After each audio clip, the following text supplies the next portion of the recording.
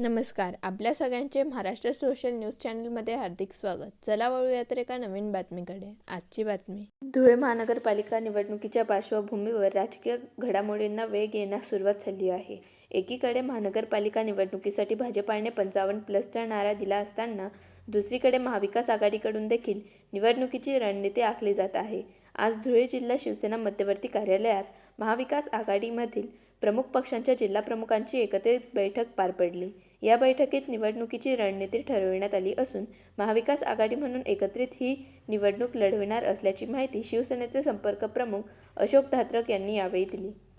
आमचा प्रयत्न हाच राहणार आहे की महाविकास आघाडी एकत्र येऊन लढावी. सगळ्यांचा आमचा राजकीय मतभेद असणारा पक्ष एकच आहे, तो म्हणजे भारतीय जनता पक्ष.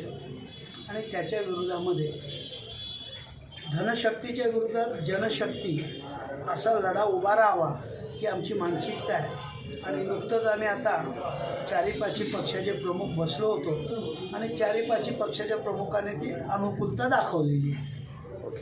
महाविकास आघाडी झाली समजा तर शिवसेना किती जागांवरती उमेदवार देईल आणि किती जागांवरती आपण दावा केलेला आहे, म्हणजे मागणी करतात?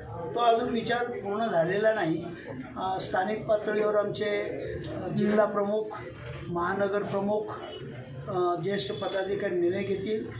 मग शुभांगीताई, मी उपनेते म्हणून ज्येष्ठांची चर्चा करू आणि त्याच्यानंतर त्या पद्धतीने आम्ही निर्णय घेऊ.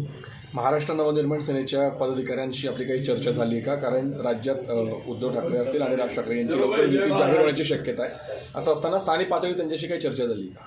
वातावरण तर सगळ्यांना माहिती आहे. आता फक्त आता आरवण्याचं बाकी आहे. युतीची घोषणा कोणत्याही क्षणी राज्यात होईल आणि दोन्ही पक्षप्रमुखाच्या आदेशावर चालणार आहेत.